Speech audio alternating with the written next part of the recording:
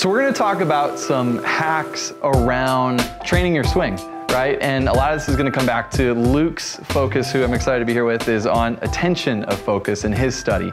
And like I would think about it as like where I'm placing my focus, what I'm thinking about. Is that the way that you would describe it? Right, yeah, you can think, broadly defined by internal focus, thinking about your body, or external focus, maybe thinking about the ground, the club, or something on the ground, or something behind you. Who knows? Different ways to think about it.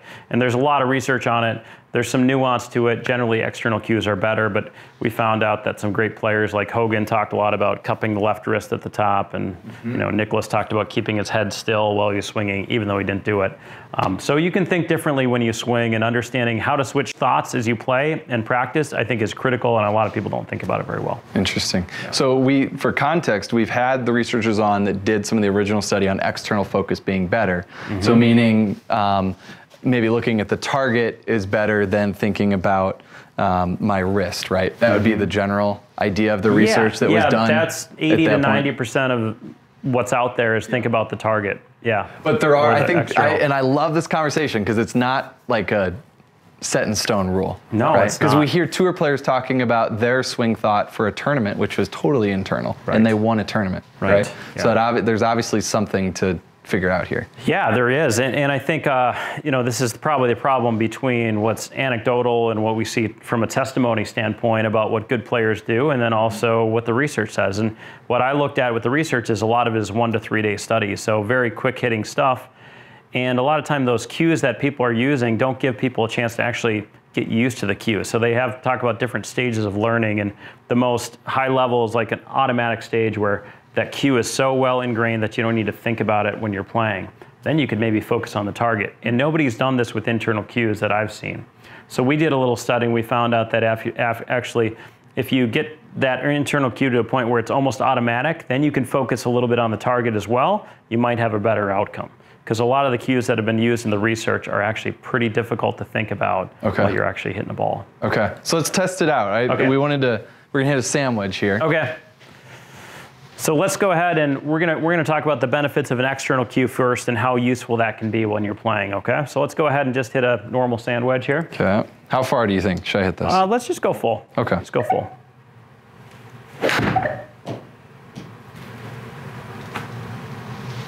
All right.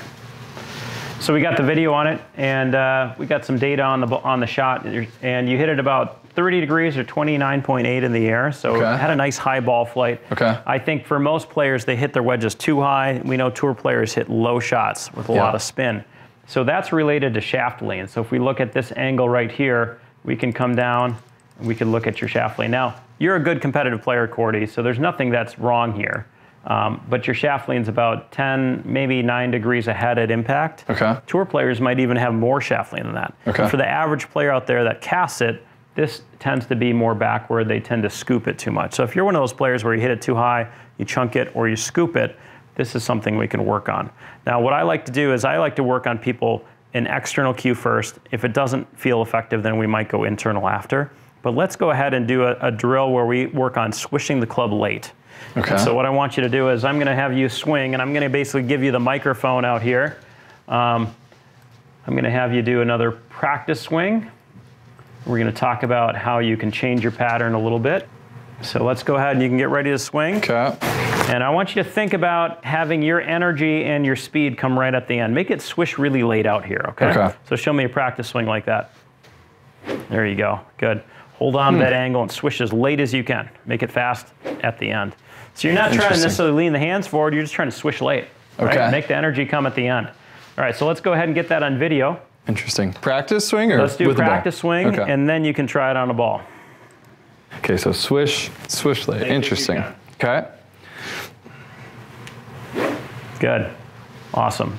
So now it's interesting, as you did this, your body did a lot of things to make it all work together. Yeah. And the beautiful thing is you don't have to think about your body. If the external cue is right, you're going to go ahead and just change the pattern. And this is how most people, and certainly kids, learn best. So look at the shaft lean now. Look at where you were at before compared to after. It's really different, right?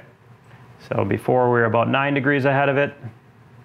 Yeah. And now we're way up here. I mean, honestly, that's like 20, 25 degrees. Yeah. So you're a good, talented player, but you can see how quickly you could change that. You're not even thinking about your hands. You're just thinking about the swish and the action you're trying to create with it. Okay. Now, the more interesting question is, can you take it to a golf ball? Right. What do you think, Cordy? I don't know. Let's find out. Let's find out. Okay, so swish. What interesting. And go ahead and make it ugly. It's making me do all kinds of stuff over here in my backswing with this cue. Yep. It's very, very interesting. Let's see. There you go. So you swish later. Did it feel like a lower ball flight? Yes, there's something different about it. Yeah. So let's see the launch angle numbers we got. About the same, 30. but let's look at the shaft lean and see if the shaft lean changed at all. I feel like I got my pressure more on my left side. Yep. Moving through the ball better. Yep. So most people will kind of react to that, and they will lean the hands more forward. They'll get, look at that, you went from 9 degrees up to 16, and all you're trying to do is swish later. Yep. So that's the beauty of an external cue, and you could take this to thinking about swinging inside out. One of the best, simplest cues for a slicer is just put a tee or something outside on the right side, which we could quickly demo if you wanted to. But those cues are going to be the fastest way to get yourself improving your contact and your shot shape usually. But I think the nuance comes in though that this might not have worked for me, right? Right. And I might not have been able to do this. Right. Do you start exploring different external cues at that point, or do you go internal? Because I think most people would have thought, well, why didn't you just tell Cordy to try to feel this? Like, okay, do you feel this? Do you feel this? Okay, now go do it, right? Like. Yeah. Well, everybody's a little different, and what we have to find out is how do you learn best? Okay. Nobody exactly knows this, but when you're talking about a tour player or even a gymnast or somebody with a good kinesthetic awareness, they're pretty good at moving their body too. So if you talk to a tour player about cupping the wrist at the top or flattening the wrist, that's probably easier than thinking about closing or opening the face. So it really depends, and there's a lot of nuance, and it takes a long time to sort it out. But that's what a good teacher does, is they get to the root of the problem faster. They'll try stuff and figure it out quickly. So do you, as a teacher, for most players, I'd say, start with that external cue then? Is that your go-to? Yeah, external is almost always going to be the first option. And particularly if you're a hockey player or a basketball player or a baseball player, you got that kind of athletic background, that's going to be your fastest way to get results. And then if that doesn't feel like it's working, then we go ahead and do internal. So there's a term in motor learning called motor equivalence, meaning you can get the same outcome in different ways. We don't really care what it looks like as long as the impact is proper and it should be where it should be. Yeah. What else? Let's do another one. This is great. What's another external? So let's talk about fixing your slice. And real simply, let's grab 7-iron. Okay. Let's go ahead and work on your path a little bit. It's a 7-iron. All right, so let's say you're trying to fix your slice. What you have to do is you have to make your path go inside out. That means you're swinging out to right field, as I think most people are aware, but it's not a real easy one to do for some people. So first of all, make sure the face is closed. That's easy to crank the grip or make sure the face is closed. But let's see how far inside out you can get. And if we put a cue out here, like actually try to swing over this, I think that for most people, that's the best way to change your path. So you can set up with a square stance, Cordy, and just show me how inside out you can make your path just trying to swing over that tee. So we're not even trying to avoid anything or whatnot. This is just a visual cue. This is just a visual cue. Yeah, real simple. Gotcha.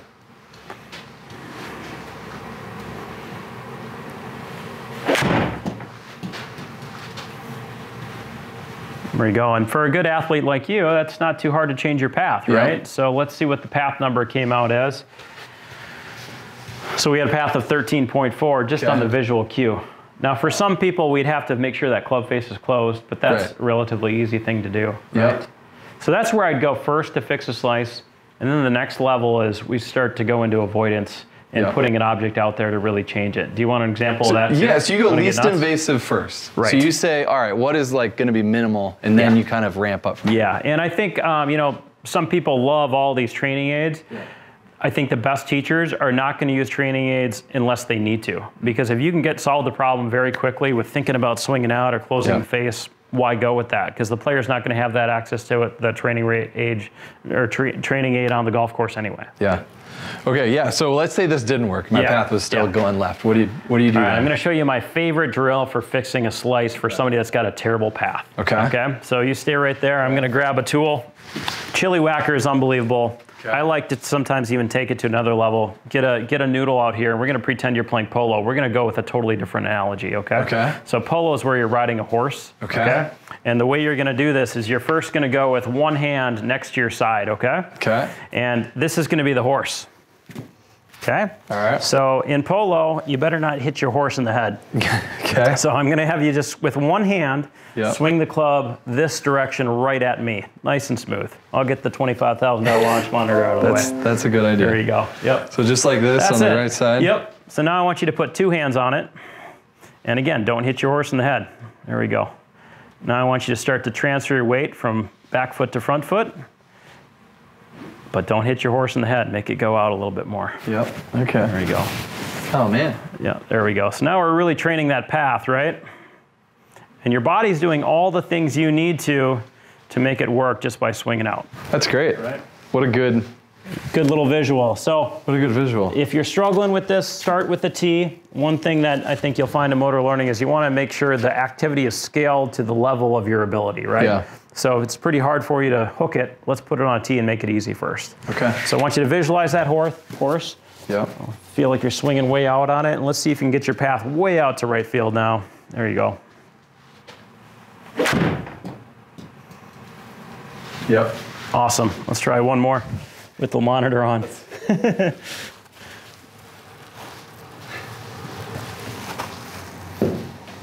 is great. I haven't heard this before. Really? I'll tell you that. That's great. Don't hit the horse. Yeah. There we go. That's how you hit a little hook in there. Yeah. And I think as a player yourself, you're probably aware, like whenever you have an issue that you're struggling with, you know, you're at point A, let's go to point C and come back to B. Let's overdo it. And that's overdoing it. That's 19 degrees inside out. So you get there fast and then come back. Very cool. Very cool. So attention of focus, it's got to scale to the individual and their skill level, right? And then you start with least invasive, maybe a visual cue. Mm-hmm. Is that always where you start, or? I think most teachers will go that direction. I certainly do. If you can solve it visually very quickly, do that. Yeah. And then if that's not working, then you move into something a bit more, trying to avoid something in there as well. I think the hard issues might be where you get with somebody where their sequence maybe is suboptimal, but they're getting the results they want. Okay. And then you have that hard decision. Do you break them down? Do you start working on, top-down swings or whatever? That's where the difficult questions lie, I think. So when do you use internal cues with students? I will go internal if I feel like we're not getting results externally and I'm having trouble getting somebody to feel that move. So a great example would be the left wrist at the top. I think almost every teacher is going to go with flattening the left wrist versus thinking about closing the face. Yeah. And go through a series of drills to make that happen. Okay. What about, so we've got feedback around here and then internal. What about feedback from like launch monitor and video? How do you consider that external, or what kind of cues do you consider those, and how do you? I would say it's probably on the kind of separate side of just feedback in general, but I would say generally people are very bad about awareness of their body and what's going on, right? So you have to have an unbiased way to actually do your corrections.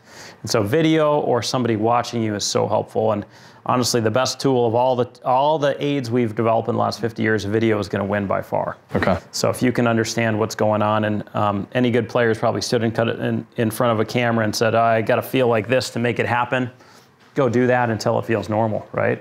And eventually it will feel normal. Gotcha.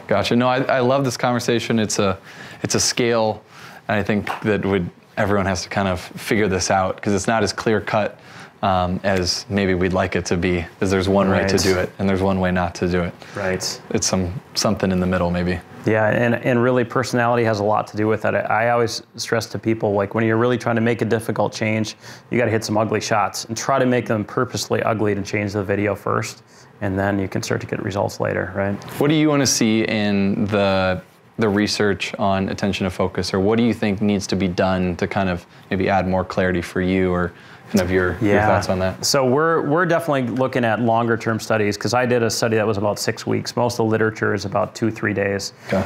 And a great example would be if you use an internal cue for a long period of time, pretty soon it becomes kind of automatic. And then you could actually focus your attention again on the target, right? Because we know from sports psychology and reports of good players, most people play best when they're actually thinking about the target focus and how they're going to curve shots. So tour pros step up to the ball and they're thinking about making this ball curve this direction, fighting the wind or whatever it is. It's a very visual experience for them. They're not thinking about their body very often, but to get to that point took a lot of reps thinking about the body and external cues to make it all happen. Right? Gotcha. So it's a layered process to build that. So you want to see this where you're working on something in a swing, you're training it until it becomes automatic, and then you're testing it on the course. Okay. Yeah. Interesting. I don't think anybody's really done that because it's pretty hard to collect research for a period of 6 weeks thinking about the same thing. Yeah. Do you feel like that loop is always continuing though? Because as soon as, I mean, you get to that point and then you do something else, there's something else that you're working on. Great point. I just know, you know, from whether it's hanging out at an event or whatnot with pros, there's always something there, and they're typically internal or whatnot. They're always something they're working on. So that's got to be difficult to. Well, and I think that's where I think a lot of beginners get the idea that golf is, once I get my swing, I'll be consistent. And as you know, like tour pro hitting 2/3 of the fairways is fantastic, right? Golf is so hard. And it's always an iterative process to get a little bit better. So you do all these things to get a little bit better. And as soon as you take care of one, that's a whack-a-mole problem and something else comes up. It's just over and over, we got to figure this thing out. And the best players are best at problem solving, and they know what works for them, and they keep that in their circle of quick fixes, and then they might have a long-term project too. So like, if you're gonna make that project to add speed, stuff's gonna happen. Your hands might be more forward, the face might be open. You gotta figure it out as you go. I just kind of want to keep rolling with the conversation. Do you want to throw that on a tripod? I would love to. All right, so we found some chairs and tripods, and we're going to continue the podcast now instead of standing around. But I want to hear more about your research and what you have done, and what we can kind of pull away there. Again, we're attention to focus is where you focused. You probably say that attention to focus is what you focus on. Is that the line? Yeah, so I really got into it as I was starting to read some of the literature and decided I wanted to research it more. There's a lot of studies on external cues and how effective they are, but some of the cues that they used were not quite what I thought. As a golf pro, made sense. And a great example was a couple studies by folks that worked on thinking about the left arm straight in the backswing, both arms straight at impact, and right arm straight in the follow through for a chipping task. And I've never used a cue that was that complex. So that was the internal cue that didn't make sense to me. So then I started researching, also the time used in these studies, and you're going to get a very different result if you're using a 1 or 2 day study versus a 6-week study. So that's the background on it. Well, we're trying to and that's why we need the bridge of the academics and the golf folks together, right? Because you have academics trying to study something and use golf as the medium to do that, but they don't really know golf. So it's like this disconnect that can happen with some golf research. Yeah, for sure. And I think the people that have done it well, cite Bob Christina, Eric Appenfels down at Pinehurst, they've done a great job of comboing, and that's what we're hoping to do here at Interlachen as well, and with Rip Golf, is we've got a research team where we can actually look at some of these things. So I'm really looking forward to diving deeper into really contact, which is such a basic thing in the game, but a lot of people don't know where they're hitting on the face, and all the changes we make based on what we think we're doing well. So if somebody hits a flush shot, they automatically think they're perfectly on plane. And as you know, you can flush one and your face could be wide open, or you got lucky and you do whatever. So, so understanding how maybe we can improve the learning process by understanding contact better and awareness of that is really interesting. So we're going to look at that by handicap and see how maybe 20 handicaps and 10 handicaps and scratches can actually feel contact and maybe make the adjustments they need to based on that. Interesting. What is, because you've done a study on attention to focus, correct, over a period of time. Walk us through that. Can you describe kind of what it was and how it all looked? Right. So we did a putting study first, and the putting study looked at basically a 6-foot putt, and people are trying to use either an external cue, which was the motion of the putter in a pendulum motion, or they were thinking about keeping kind of the wrist locked and rocking the shoulders. Okay. And so what we found was actually people putted better when they controlled their degrees of freedom, which is kind of locked their shoulders and rocked versus thinking about the putter as a pendulum. And the subtlety of the cue is really important, but putters don't actually move in a pendulum. They move in an arc on a pendulum, right? So as David Orr says, it's a pizza slice, right? It's a pizza slice, yeah. So the thing is going on a little arc. So the context of the cue is really important, and I think the general idea is a better cue is going to beat, whether it's internal or external, a better cue is a better cue. Okay. And a lot of the research just says external cues are better, but I think there's a continuum of cue effectiveness. Okay. And a better cue is gonna win. How did you measure like effectiveness, or how did you measure which cue won? We'd had people do 20 putts, and we found out that the external cue was basically improving very little bit as we did a baseline to that. And then the internal cue, they improved about 3 or 4 putts out of 20. So they went from averaging 8 to about 11 or 12 out of 20. So they improved as they just adopted an internal cue of locking the wrists and rocking the shoulders. Okay. So a better cue just wins. That's what I think, yeah. How do you, as someone doing research, as a researcher, how do you feel good about that? Because that feels so like, how do you put it in the... Right, well, I think that's the context of coaching and how difficult the thing is, right? And then also, everybody's a little bit different too. So we don't know, every experiment is related to the task and the person and the environment. We don't know which one of those is always the factor, but we can generally start to get closer as we dig deeper into it. But it's really difficult to know. The value of the cue is really important. If you give somebody a bad cue, you're going to get a better result. You mentioned environment. Some of my favorite work is on how the environment can make changes as well. Is that something you use a lot in your coaching? Obviously, we're indoors right now, but getting outside and using slopes, using different situations in an environment to help people make changes as well? I mean, played a couple of rounds with Tim Lee, and the contextual interference stuff is awesome. And I think as soon as the golf swing's in a decent state, you need to get out there and make it difficult, right? People adapt. And our goal, as I train competitive players, is to play well in tournaments. And you have to prepare for every eventuality out there. So oftentimes people are chasing practice effects, as you know, where they're trying to get comfortable hitting 7 irons at a target and getting better with that. And that doesn't transfer to good golf. So I think people are finally coming around to that idea, but we need to make practice harder. We need to challenge them and get to the fringe and understand that sometimes your performance during practice might get worse, but you're actually learning faster, right? Yep. How do you take those cues? Would you use that cues that you did in your test then? Would you recommend those players take that to the course with them and use that same thing when they're out playing in a tournament situation? Or do you suggest that fades away? Or how do you take that cue there? Well, that's the hard part. With internal cues, if they're effective, I would say use them. But at a certain point, almost every champion we've seen tends to play with more target focus out there. So being on the golf course and thinking about what the golf ball needs to do, where it needs to land, and how it needs to curve to get there is probably the best way to play golf. That being said, we have self-reports of guys like Nicholas that played with 3-4 cues in his head consistently, right? So you, I guess, how do you make that transition from they're using that cue that you gave them in the study, and they're in here hitting putts, and then let's say those students that when they're done with the study, they actually kept using it because they had success, right? Yeah. When does that go away, or how do they transition to playing in a competitive round? Well, I think a well-honed cue, going back to maybe Hogan's left wrist, I don't think Hogan was thinking about his left wrist in tournaments. I think if you use a cue enough, pretty soon it becomes automatic. Just like you can drive a car, which is a complex motor skill, and you can think about something else, or you could listen to the radio. So if you use that internal cue enough and you think, okay, I got to lock my shoulders and keep my wrist firm and putt this way, pretty soon you can actually put that into basically your foundational motor unit. I like to think about, like every cue you have is like a boulder. And as you put the boulders into a big basket, the boulders get smaller and they turn into grains of sand, and they underline all the foundational technique we have. And pretty soon you're not thinking about any of it except the stuff that's the environment and the context. Interesting.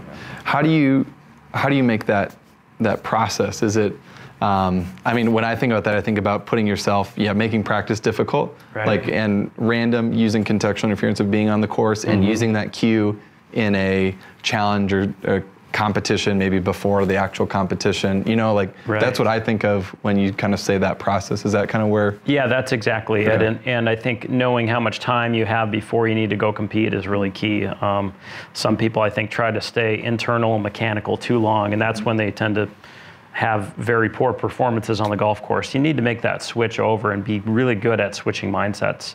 So I think too many people train in the middle where they're kind of working on technique, but they're not like totally breaking it down.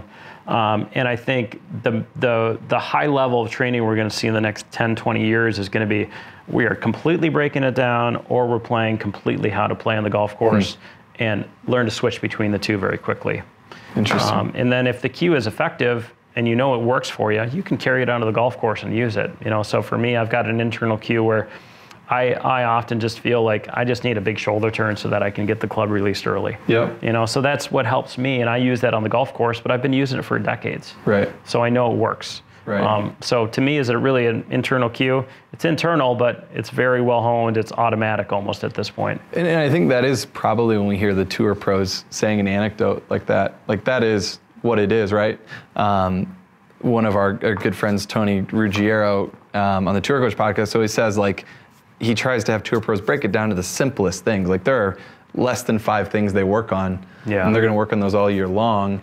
And so, yeah, they're going to have an internal cue on the range or maybe on the course during a tournament. Yeah. But it's one of like 4 or 5 things they work on, and they play golf for a living. Right. So, yeah, and that's a great point, that we live in the middle, which is so true, right? Yeah. Everyone's trying to change something and go play golf and do it while they play golf, and it's like you never get anywhere. Right. How many amateurs are out there trying a brand new cue they read on Golf Digest, and it's fun. It's kind of entertainment of the mind, but is it productive? Is it something that they're actually going to stick with and fine tune like a tour pro would for months and months and months, the same cue?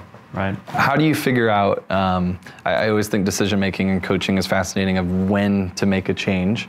How do you as a coach decide when to make that technique change and go over to this side of the spectrum? Like, what's a trigger for you to go do that? I think that's the hardest question. I think that's even gotten harder as we've gotten more and better launch monitor data, and we've seen that really, the entire game and how it's switched is that backswings matter less, downswings and impact matter more, and ball flight is everything, right?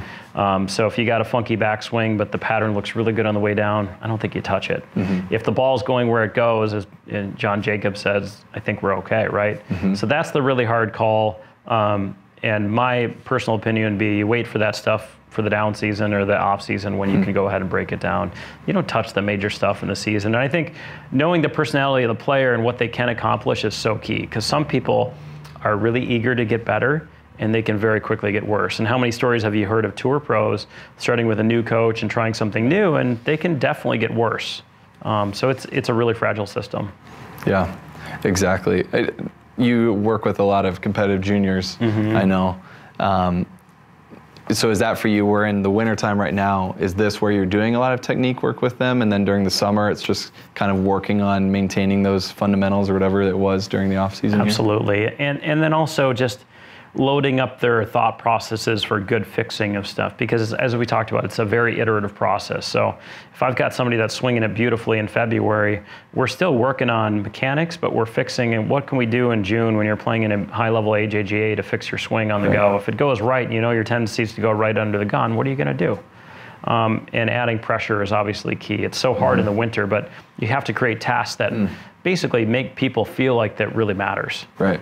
So competing is great. And if you have a good buddy and a team to compete with, I think that's very, very valuable. Are you adding that competition in while you're doing technique to help speed that process along then? Some people were doing that, yeah. And we're seeing if it can hold up or not, right?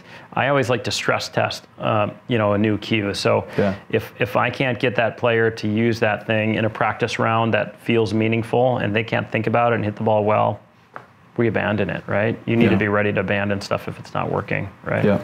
So you said, kind of looking to the future, what you're thinking about next to look into contact is where you want to.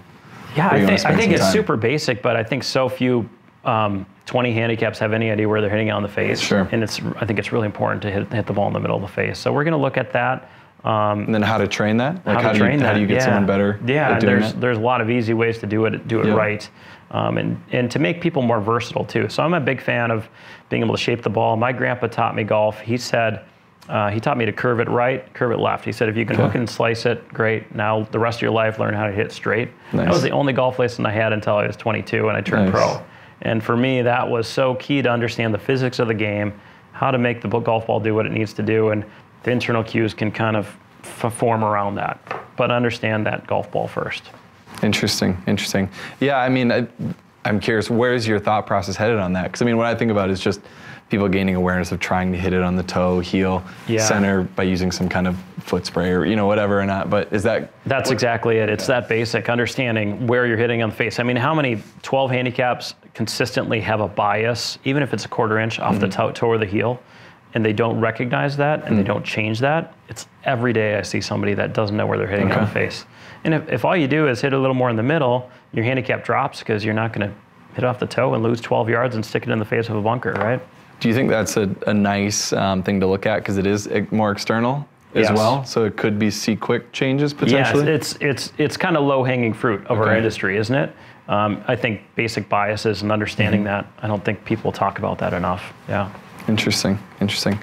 Well, cool, man. Thanks for having us down to hang out. We did some videos as well and checking out the ripstick, did some speed testing, which was great. Figured out I am below the line and have potential to gain more speed, which always makes me happy. Yeah. But no, this is fantastic. I'm looking forward to hanging out some more and seeing how ripstick develops here over the next Thanks, Cordy. years. Yeah. This is exciting. Awesome.